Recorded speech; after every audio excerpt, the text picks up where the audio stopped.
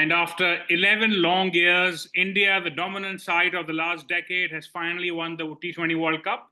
Welcome to the shiny side. I'm your host, Faris, and we have with us Imran from Bahrain. And Vivek, doesn't matter where he's from, but the shirt he's wearing right now is the important thing. Vivek, how does it feel? Fantastic. Thanks, Faris. Hi, Imran, and hello everyone. Nice to be here, especially today. Yeah, so I think it was one of those days, right, where something had to give. On one hand, we had South Africa, who had never played a final, let alone won a title. And then it was a national agenda. With India, it wasn't a national agenda, but it was a generational agenda where India hadn't won a title in 12 years. Someone who's 15 doesn't remember India winning a title right now, right? So there's a big chunk of the Indian population has never seen that. And I think a lot of players we assumed would be finishing up at this particular moment, and we now know they are.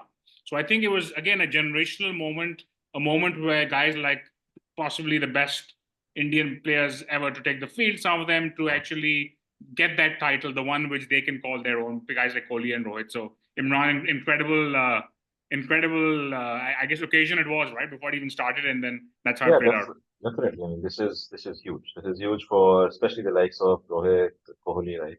Like we saw Sachin in 2011 signing off or getting to signing off the World Cup. Like this is very much similar for Kohli. Obviously, Kohli's been part of it before. Rohit's been part of it before, but they've had a long wait for to see the glory again. And it's huge for them. And I especially like the happiest I feel today for out of all people is for Dravid. He himself, as a player, never got to see we lift ICC trophy. He's done it as a coach, and it's really great to see him actually winning a trophy. Yeah, and one stat which came across yesterday, Vivek, which is I think we all know, but we don't realize, Rohit has become only the third Indian captain to win a title.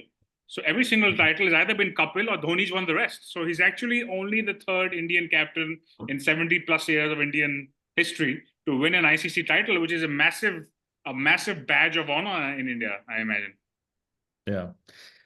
See, like you said earlier, right? I think when India won, I mean, 83 was also kind of very underdog story. Yeah.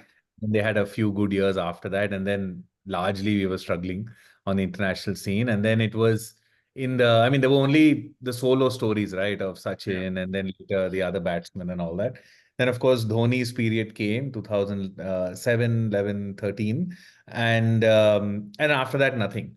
And I think it's been obviously very disappointing for Indian fans that this is truly, I mean, the last 10 years, I think we've had the best Indian team ever, right? I mean, and on the last episode, I had a long comment about this is not the best Indian team and listed all the guys who used to play before. But my point was, if you look at the results across the cricket world in all formats, home and away, bilateral or otherwise, they've been the most dominant India side in history by far. But I would argue actually that even so obviously records speak for itself that it's been the best team. They've won in all formats, they've won in all conditions, which for India was a big deal, right? You remember growing up, India, I mean, going abroad was basically a whitewash.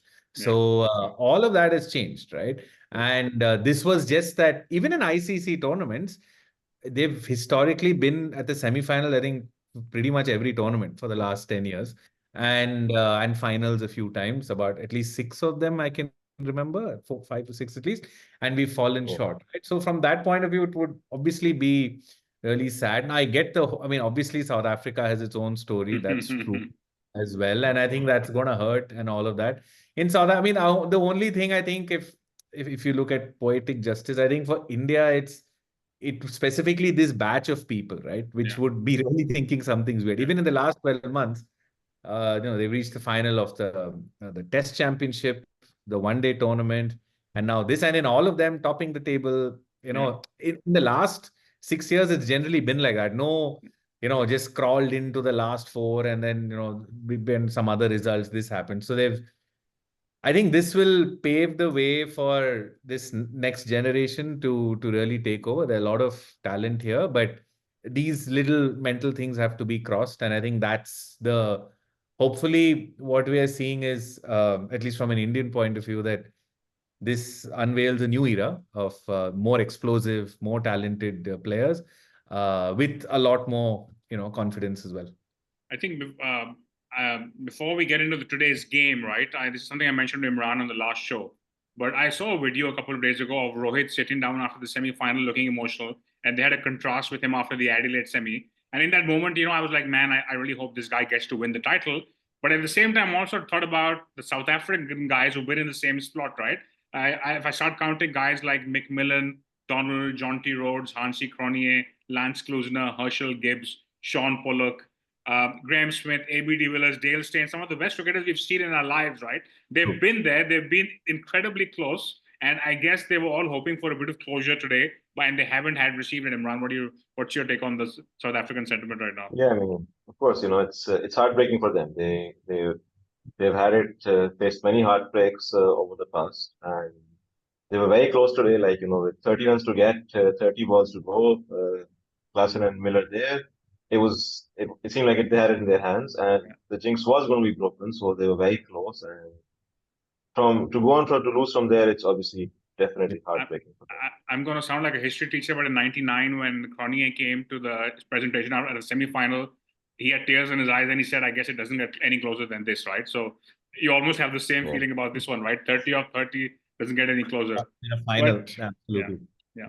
Getting into the game itself, right? So I get both teams were unchanged. India opted to bat. A lot of people thought I was actually not surprised to see India wanting to bat. I wasn't sure what South Africa would want to do. Any thoughts on that, Vivek? What do you think they would have been their preferred way of cracking this? I thought both teams would have wanted to bat first, because I mean the conditions look clear. It was pretty good wicket, number one. So then a good wicket, which is, and remember these are day games, right? So there's no effect of dew and in the second half and all of that. And if the pitch is going to play even all day and it's a good wicket, then hey, why not bat first and put pressure on the final? And remember, I think for both teams, South Africa, and it showed as well, right? If there is a chink in their armor, obviously they're quite a different team batting first and second. We've seen that. India can play both ways now, but given the just the run over the last few matches, you felt that they would hold their own if they batted first. So I was not surprised at all. Imran, I think the one South African who's probably had a pretty poor day is Jansen. I think him with the ball, I think he was consistently bowling way too full given the track he was playing. And I think his first over went for 15. We kind of set the tone, or we thought it set the tone. But I think that somehow, and even when he came back later on, Imran, he couldn't seem to kind of get his length right. What did you make of, I guess, his bowling and his poor start, which kind of set the tone for India? Yeah, I think he definitely had a bad day. And we talked about Jansen in the preview. We thought he could potentially be a key player with his height and the extra bounce that he can get. He can actually push the Indian batsman on the back foot and keep it tight. But like you said, wrong lengths, he didn't execute at all. Even towards the end, he gave some, quite some time before he actually started taking the ball back a bit. And that obviously cost South Africa quite a bit. So yeah, he had a bad day. And then, so with the bat as well, like obviously he got a really good one from Bruno. Very, very good ball for sure, but still, unlucky for him to have bad. And Vivek, I think on the contrary, I think Maharaj, like I was mentioning this earlier, right? So after the first over, I sent a message on WhatsApp to a few people saying game over.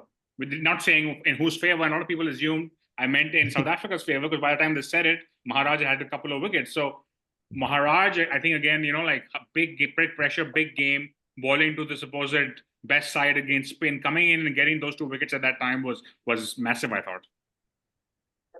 No, absolutely. It did change the game. Frustrating, right? Like if you see from an Indian point of view, Rohit Sharma, I mean, batting really well, top form, 2 fours already in the over. India like 23 for no loss, 1.2 overs. And this guy, plays the sweep shot, fetches from way off, and there was nothing. He wasn't really beaten or anything like that. So kind of frustrated, and then picks the one guy, right, at the short square leg. So yeah, that was frustrating. Rishabh Pant, I mean, anything can happen with him, right? Especially early on in the innings. So then, but yeah, it put huge pressure. And then 10 runs later, Sky gets out. And no, I think it's a huge sign, because at that stage, if you lost another wicket on this kind of pitch, I mean, if this was a 140 match, it would have been over.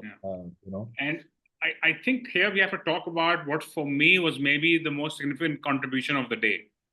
when Axar came into bat, India were what? They were 34 for 3. And when he got out, they were 106 for 4. Out of the 70 that was scored, he scored 47 of them in 31, which means that I think Kohli on the other side only managed about 25 and at about an 80% strike rate, right? So I think had it not been for Aksar's effort, Imran, I think he hit 366, 47 or 31, strike at 150. He kind of kept India ahead of the curve and at least at par with a decent 8 over run rate. How do you look at his batting? Yeah, it was a really valuable innings for India, right?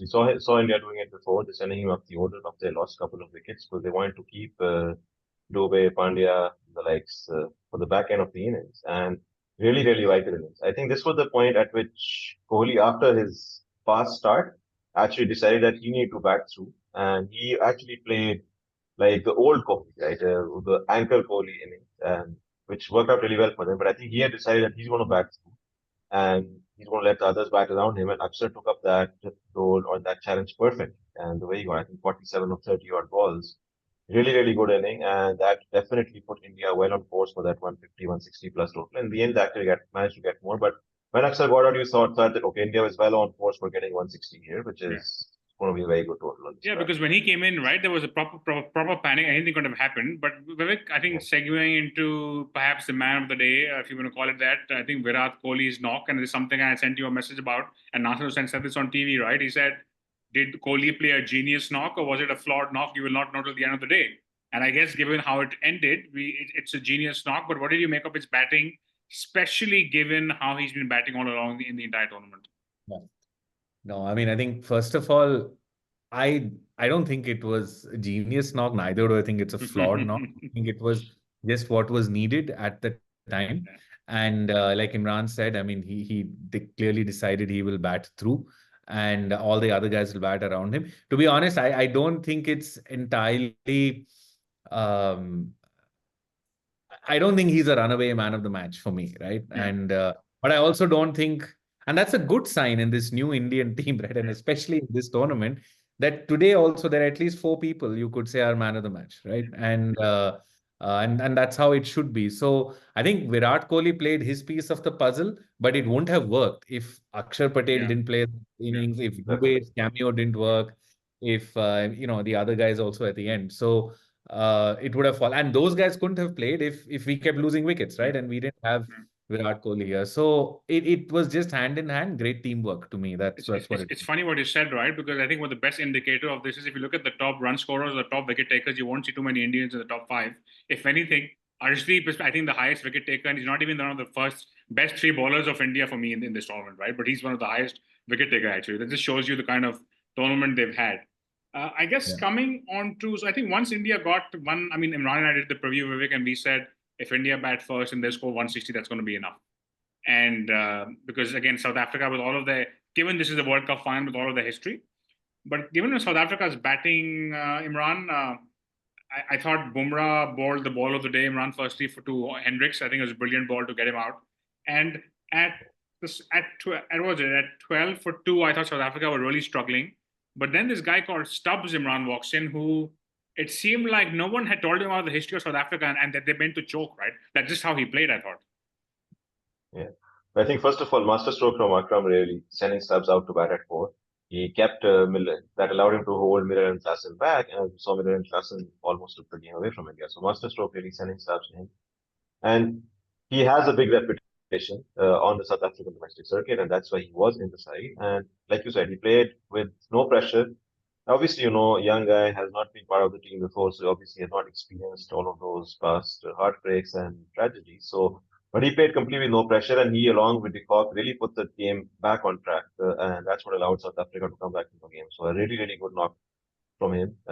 He took the bowlers on, he took the Indian spinners on, which is not easy to do, but he took them on, and definitely it was a good knock from him. Yeah, Vivek, I'm not sure if you know this. I think somebody mentioned this on commentary also, but I heard this interview plugged yesterday where Stubbs was interviewed on, I think it was the Great Cricketer podcast, and they asked him about Kuldeep and does he ever play him in the nets? And he said, Kuldeep actually refuses to bowl to me in the nets. And they asked him, is that because in case you meet them in the World Cup? And he said, I don't know, but I think so. But I'm sure even Kuldeep had no idea a few months ago that he wasn't bowling to Stubbs and they would actually be up against each other in a critical moment in the World Cup final.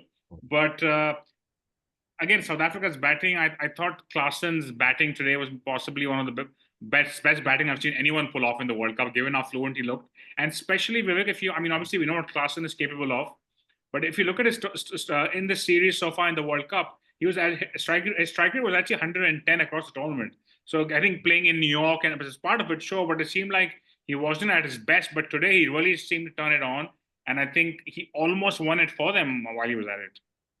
Yeah. So for South Africa, this was their best batting wicket they played on in this entire tournament, right? And so that showed. Obviously, their players were generally all very fluent. Stubbs is he's a big player in the IPL now, so he also knows these bowlers very well. And we saw that thing with Kuldeep, very interesting. I thought Stubbs played really well, and they kept the pace up. And so again, at that stage, the match swung back, right? After it was towards India's favor, then Stubbs got out. Axar, magic arm, he got the key wicket. I did feel though, see, here's the thing, right? Klaasen also obviously played really well. We all saw. I mean, some crazy shots, right? Especially, I think there's one, he hit a six of Axar, I think it was over extra cover off the back foot, right? It was that was really early on, where it was a wideish ball, but he managed to play this incredible shot.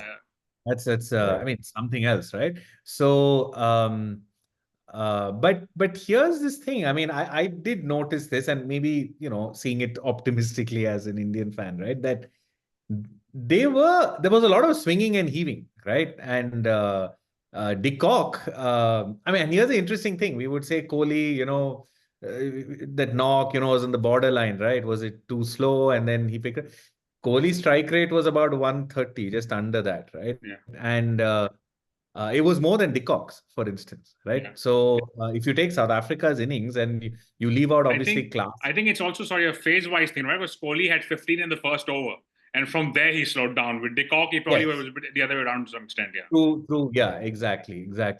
So, just the thought. But coming back, so I did feel that, Klaasen was only scoring in sixes and fours. So he was playing 3-4 dot balls and over, and then hitting 1 for 6.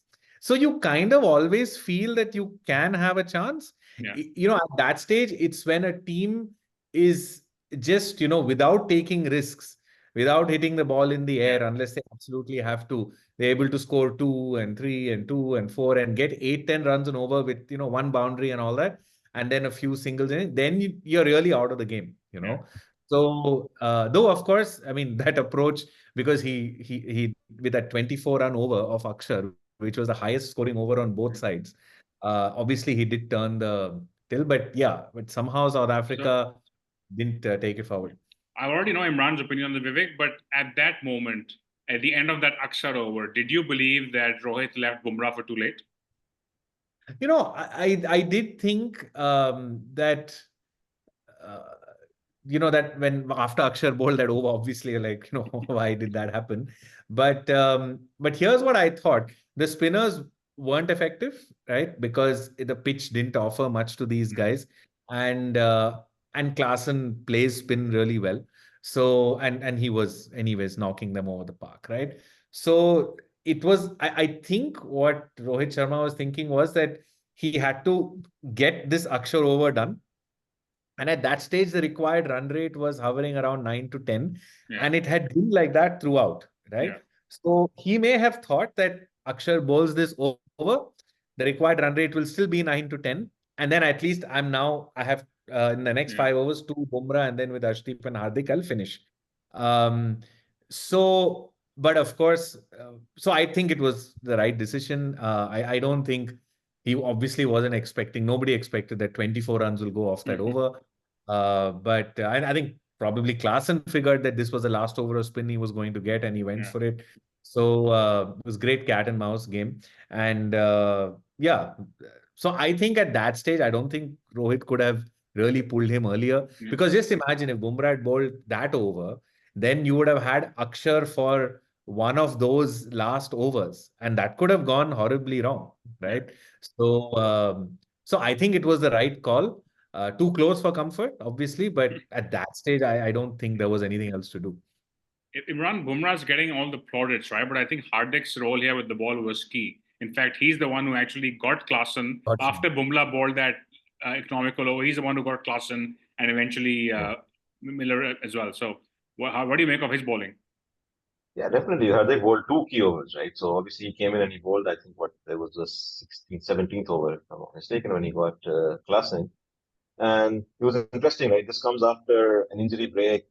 It's a bit of break in the momentum and the flow, and everybody's talking about it, even when Pant was getting taped up, that, okay, this injury break can potentially be good for India. And first of all, after that, we saw Klaasen making off and walking. So, but even the rest of the over, Hardik bowled a good over. And then in the last over as well, obviously it was a great catch from Sky. It could very well have gone for 6, but then the rest of the over he kept it tight. He bowled a good over, so he bowled 2 crucial overs at the back end of the innings. So definitely you can't take anything from him. From 30 of 30, Imran, now, if you break it down and we try to understand where did South Africa, I mean, I'm sure India did what they had to do, but South Africa did really screw it up, right? So how do you look at that, Imran? And for me, the most critical thing here is if you look at the guys who came in after Maharaj and Jansen, they combined for 11 balls and scored 4 runs. Had they simply just scored 10 of those 11 rather than 4 of those 11 and they got singles even, they would have won the game. Right? So where did you think, Imran, where all do you think South Africa messed it up in the last 30 balls? I won't say, honestly, South Africa messed it up, right? I mean, everybody's going to be talking about South Africa choke, South Africa ball builder, South Africa messed it up. In my opinion, I want to put it out there, South Africa did not choke. 30 of 30, yes, you would bank on most teams to get through, but after they lost Klaasen, I think Bumrah bowled brilliantly. And South Africa do have this weakness, and we talked about this weakness in the ODI World Cup as well. They don't have anything after 7. So they have Jansen coming in, but after that, their bowlers are bad with the bat. That's what it is, right? So South Africa, unlike most teams, have somebody coming in at 8, 9 who can at least get them a few runs. But South Africa have had this weakness for a while. Shamsi, Maharaj, Rabada, they're all pretty much number 11s. Number 10s at best, I think. Exactly. So I wouldn't say South Africa got it wrong. They didn't anything wrong, but they had basically 3 number 10s or number 11s coming in after Jansen got out. And obviously Bumrah was absolutely brilliant with the ball. He bowls 2 overs. He gives away, I think, 6 runs in those 2 overs. Arshdeep also bowled a brilliant over, kept it right up there. I was going to say, I think even with 2 overs to go, I thought they had a decent shot. But Arshdeep, I think, bowled 2 or 3 dot balls to start off, right? And that kind of killed it off, really. Arshdeep bowled a really good over. But I think even down to the end, like last over, 16 to get, it was not game over. Okay? Just Miller gets, and Miller on strike. If Miller plays Hardik for 4 or 5 balls, there is a very high chance that he takes 14, 15 off and possibly even 16. So it was still even till the last game over, but then obviously that Sky catch was really the final nail in the coffin. Yeah. Vivek, Imran mentioned Miller. Now Miller finished on 21 of 17. He's probably, I think a lot of the South Africans will probably see around cricket field. Miller's been around for a while. I'm not sure if he's going to be around one more T20 World Cup. He also looked the most visibly upset. Do you think this was his chance as a finisher, as the experience to kind of take them across the line? And what could he have done differently, specifically in your view? No, absolutely. I think he would be feeling completely gutted, right? And believably so. But I go back to this, that's my point, right? But I agree with Imran. I don't think it's fair. And I genuinely don't think that South Africa choked. I think what really happened was, yes, it was 30 of 30 at that stage. But also you have to understand that 1 over of 24 runs significantly brought it to them. Yeah. They were not going to keep doing that every over, right? So, so that's one thing, right? It's like, you had this big bumper sales month, in Diwali, and then you expect that every month will be like that. It's not like that, right? So that's one thing. Second is, in those last 5 overs, that you have 2 of Bumrah, right? So who hasn't bowled for 10 overs prior to that, right? So you're going to pull something back. That's number 1. And I think the third point, which I mentioned earlier, comes into play, which is that they were really running it on 4s and 6s. They were not playing that. That's the thing. So my counter to your Diwali sales point is that you won't have that over every over, sure, but you don't need that. All you need is You to don't just need that. milk it, right? But they But didn't But really they have never the showed game that. for that. That is, I think, the weakness in their team, that their batting in the middle order, while it's very strong with Klaassen and Miller and Janssen and all these guys, they don't have those players who can score 8 runs and over without taking risks, right? If they had that, honestly, they should have wrapped up this match. And That's a that's fact. where I feel like someone like Hardik is so brilliant, right? Because I know we love him for the big hits, but when he's also really good at not playing a dot ball. You almost never see Hardik Pandya playing a dot ball in the second half of the innings in a game. I think He that's can, I all you think, needed to do. All you needed to do is not play dot balls, literally speaking. Even against Bumrah, I think that's not a very ambitious target, right? All you're saying is get 6 in the over. You don't have to play out 3 dot balls. and that's the thing. So in India's case, like you have, whether it's Hardik or Jadeja or Akshar Patel, or even say Dubey, I mean, because he was batting in that position, all of them could technically do this job, right? Rishabh Pant won't. Like he'll either finish it in 1 over or he'll be out. Yeah. But you have these three guys, and I think that was the difference, right? So yes, Klaassen, if he batted for 1 more over, he could have finished the game off immediately. That's one way of looking at it. But the other way was no, they were not, they don't have those players and they were not playing in that way. So you kind of always know that if you have a tight over and you get a wicket, you will get back in the game. And we really believe that, right? And that's what happened. Yeah. And Imran made this point, right? But I think if you go back to we were doing Shiny Side for 2 ICC tournaments now. If you go back to South Africa previews for each tournament, there's a batting list and there's a bowling list. And both of them have some really strong names, but the all-rounder list is barely a list, it's a name or two, right? And that's the problem with them. It's a struggle for them to balance it out, and hence they don't have guys at 8 or 9. And I think, Imran, I guess that's what you eventually say is the only missing chink in the side, perhaps. Yeah, it is, right. And even we talked about it, right? A Coatsy in place of a Shamsi maybe or something, but they need someone at least who can do something with the bat, right? That is a big weakness there, right? Today they lost Janssen, and after that, Maharaj comes in at 8. Maharaj is not a number 8 by any stretch. Like he would not bat a number 8 in any side in the world today, I think. So obviously they struggled because of that, right? And I agree with Vivek, right? They had from at 30 of situation with 30 of 30, there was a time for just milking it, right? And if you look at, for example, the 18th over, right? Bumrah's over. Okay, fine. You can say it's Bumrah, it's his last over. I'll look to play him off, but at least look to get 5-6 of the over, right? You played even the ball that Janssen got out of. Yes, it was a great ball, but he's playing a forward defense, right? I mean, you're not looking to draw out a test match here. So there should have been a bit more in those last couple of overs to at least keep turning the strike over and 10, and then bank on Miller. Maybe if he has 10 in the last over, that okay, he'll finish it off. And it 12 in the last over, Miller would have done it. Right? It was 20 of the last 2. Even 20 that of the last 2, yeah. Without, which is doable these days, right? It's less than 2 a ball, right? Yeah. So, but again, they don't have that player, right? And Miller, as he has aged, we've been seeing him in the IPL as well. He's literally he's a big hitter, right? And if it clicks, he'll make it. Otherwise, it won't. So we always knew, right? Like you'll get this opening. And I think Miller was playing pretty well, but the second Klaassen got out, I don't think he had a single boundary after that. Yeah, I don't think so. Maybe the pressure. I don't know. Is the pressure or what? But he didn't really. Even though he hit a few before, but he couldn't do it after he lost. To me, this I couldn't help but go back to the Pakistan India match, right? Where quite similar, right? 48 very similar situation. 48 balls, and I think again 6 wickets or 7 wickets in hand. And honestly, I still don't know how India won that match. Yeah. And because there was no big over like this one of Klaassen. It was just a combination, and suddenly the choking happened. Choking as in the strangling of the run flow happened. Yeah. And it got out of reach of Pakistan, right? And if you look back, it was just little, there were 3-4 balls bowled by Axar Patel to Imad Wasim. There was some other wicket here and there from Hardik. And I had the same thought watching this game, right? This is a lot like that game where, without even losing those wickets, suddenly we're in a position where South Africa in a position where they can't win this game, which is bizarre. Yeah.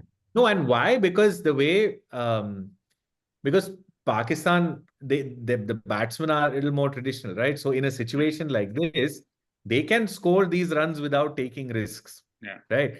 Whereas South Africa wasn't playing like that. So actually, one felt that that match was way more challenging to come back from for India as compared to this one. But anyways, I mean, that's I guess there was a New York pitch to contend with there, so that which we now know was a factor, I guess. But here there was a World Cup Yeah, final definitely. pressure, so yeah, I guess it's both yeah. ways.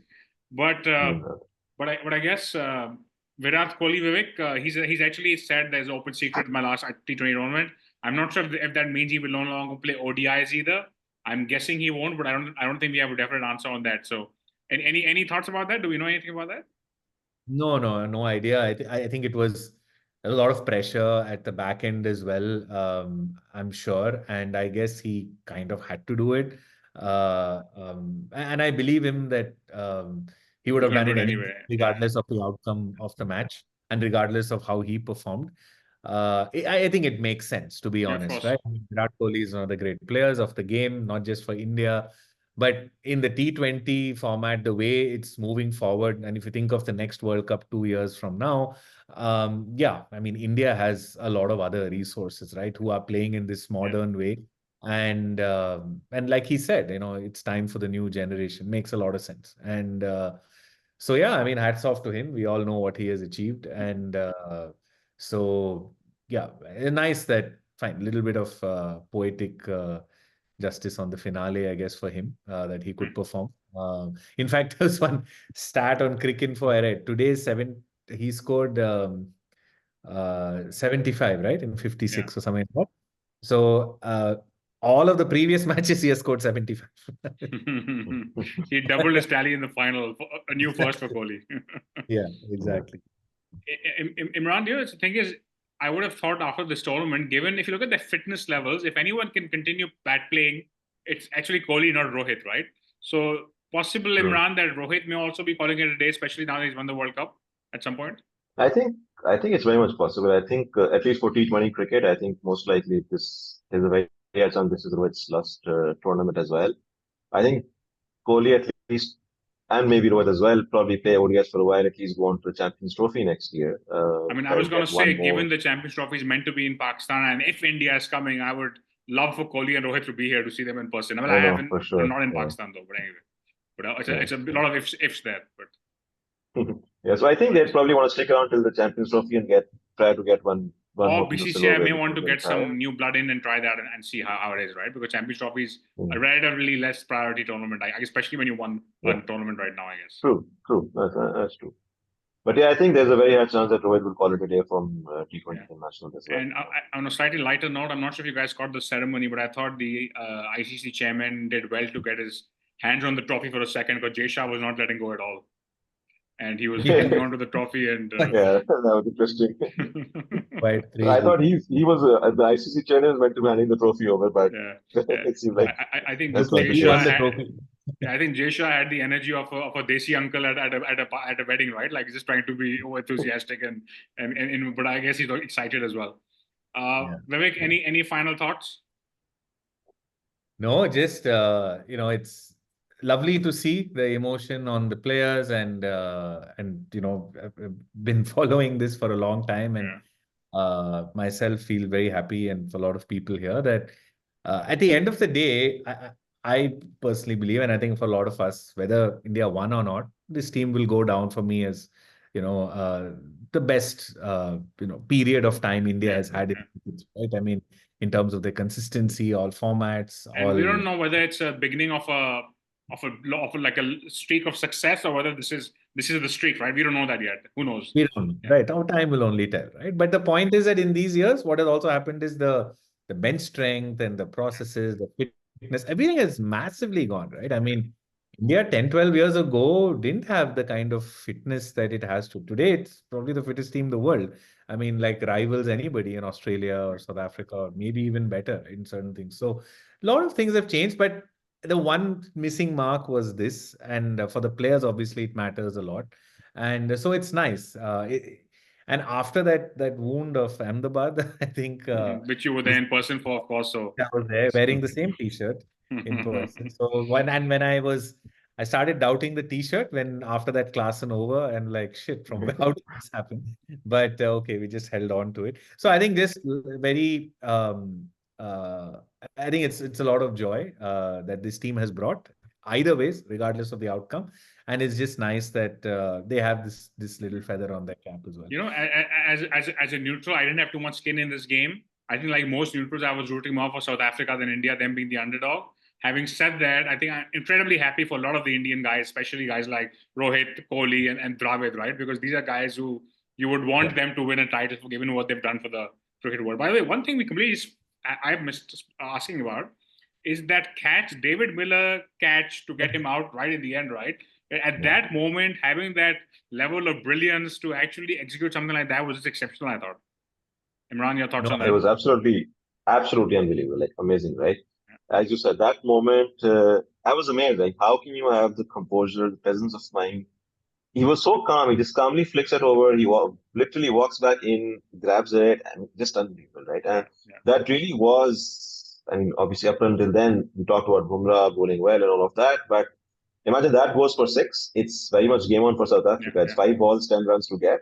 It's definitely game on for South Africa there. And this is something I mentioned to Vivek, I think, on WhatsApp yesterday, right? Where I was saying how I feel like this time around, you know, that last time in Ahmedabad, India World Cup, there was this intensity about how India has to win. It's just been a bit more, I think the Indian campaign is a bit more nonchalant in some ways. They just feel like, of course, it's serious, but they don't seem to be taking themselves so seriously somehow. And I feel like it was a much more calmer mindset that it has been coming through consistently with India throughout, I thought. And I'm not sure if you guys feel that. You told me. I did feel that. See, I think the pressure is intense, right? I mean, I don't think we should take anything away from that. What I think we felt this time is that it was a much shorter tournament, number one, and because of honestly the timing of it and there was the India-Pakistan match, high viewership, and after that, a lot of associate nation. So the feel of a real tournament going on wasn't. I think the viewership massively took a hit because of the timings. So somehow there was this little disjointedness of a World Cup, right? And maybe it helped because the media attention was that much, a little bit lesser. Maybe it helped them stay in their bubble. Last World Cup was much harder. It was much longer. India traveled throughout India, and they were playing at home. So obviously, that had a big. They had to travel expected to win. They had to go to every stadium in the country, and then that ceremoniousness of the final, Ahmedabad, Narendra Modi, and all of that. So a lot of stuff going on, right? And so I'm sure it helps if you finish a game and walk off into the beach in Barbados or something like that. That can't be too harmful, I'm sure, for anyone. So I think it was good. It worked out well that this was maybe not in India, and for all. I think now that the monkey's off the back, I mean, like I'm sure India's going to win way more titles in the next 10 years than they have in the last 10. Yeah, I think so. Definitely. I think in T20, if you think about it, the bench strength is really strong. And they've got this monkey off their back. I think there'll be more titles. I think for the test team, one day and all that, we're going to, there's going to be a miss of Rohit and Kohli. And in those kinds of formats, I don't think we've got those players, yet to fill in their shoes. So there, I think we'll have to build. I also think, Vivek, I think if not today, in 10 years from now, this will be the primary tournament, right? Like the ODI World Cup, may still have them. But I just think given how T20 is taking over, this will probably become how we still feel the legacies with the ODI World Cup. But I feel like this will probably end up being the prime, given the format. No, I disagree slightly because somewhere I still feel, it has been since 2007, we've been playing the T20 World Cup, right? So it's not like it started yesterday. It's going to be important. But I think the sheer fact that it's going to happen every 2 years. That's true. That's true. One being every 4 years. I think that will always remain. And what will happen is the ODI will become like it's sort of the test version of this game. So which means that honestly, you have to have deeper skills in the game to succeed, right? And actually, I think the gap between India and other teams today, most other teams today, is much higher in the ODI game than T20 game. Shorter format, a lot of brings teams closer together. So I mean, I think the ODI will retain a significance as a World Cup, but yeah, that's personally my view. Imran, final thoughts on the game and the tournament? Yeah, so I think it was overall a good tournament, right? I mean, first of all, it was good to see the associates coming in, US, Afghanistan, quite a story of both of them getting through into the Super 8 finals and making it to the semi-finals. So from that perspective, I think has been a very good tournament. And obviously, India has played phenomenal cricket throughout the tournament. We talked about, they have had shown no weakness across any game so far. The only game in which they were tested was probably the Pakistan game, other than today, obviously. So thoroughly deserved winners. Many congratulations to them, but obviously got to feel for South Africa one more time. I don't know how many more times we'll say this.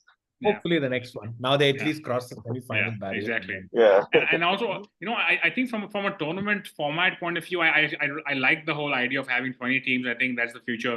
Get more teams in. What I didn't necessarily love was, and I understand the commercial reasons for doing this, but having games in a country at 10:30 in the morning, right? Like if you're trying to spread a game in the West Indies, then 10:30 a.m. starts. It's not like, like I get it doing, like, I currently the Eurozone in football, there's a good benchmark, right? Like, you may be England or you may be whoever, but for nobody do they change the timings of the game and stuff. So I feel like stuff like that, and while I understand the business of it, I feel like I should just think about a bit more about how to figure out a way of making it more like, first you solve for the local country by you hosting the tournament, and then you do for the TV audience. And of course, it's an impact to me as well, right? Because thanks to in India and Pakistan, everybody, we get to watch it on prime time, but it's not necessarily the best experience for the guys in the country where they're playing. I agree. But here's the thing. I feel that the problem today, and everybody ICC knows it, right? Like a lot of money in cricket, but 98 out of 100 viewers are from the subcontinent, And also I think there's also a big skew in the revenue of the game from media rights versus the stadium collections, right? So like in football and stuff, you make a significantly larger percentage from your spectators in the stadium.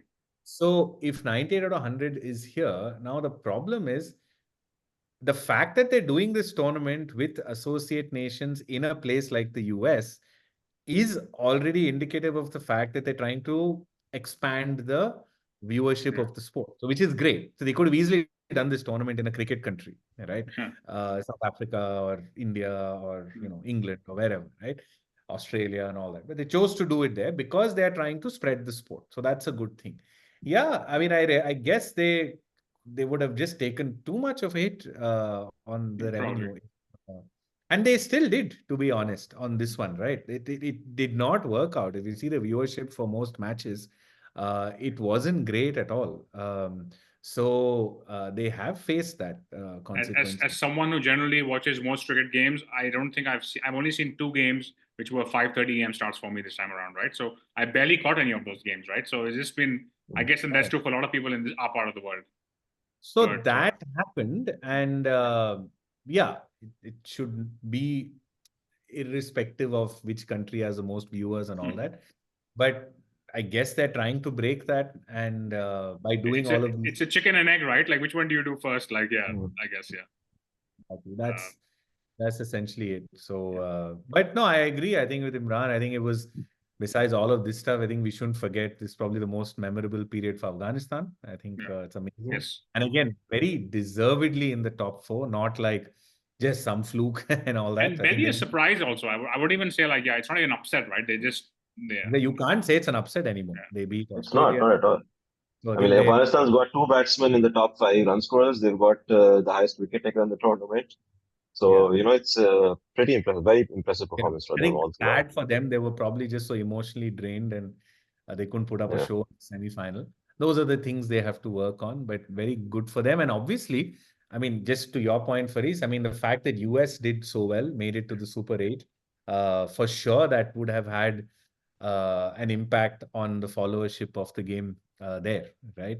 And so that's a good sign also for expansion of the sport. Okay, good stuff, guys.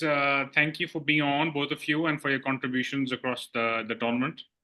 And as I guess as there's more cricket, we'll probably be back, have you guys on again at some point. Sure. Looking forward.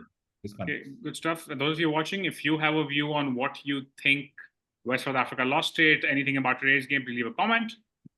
This is me, Faris, from the Shiny Side, signing off. We'll be back with some more content. In the meantime, stay tuned.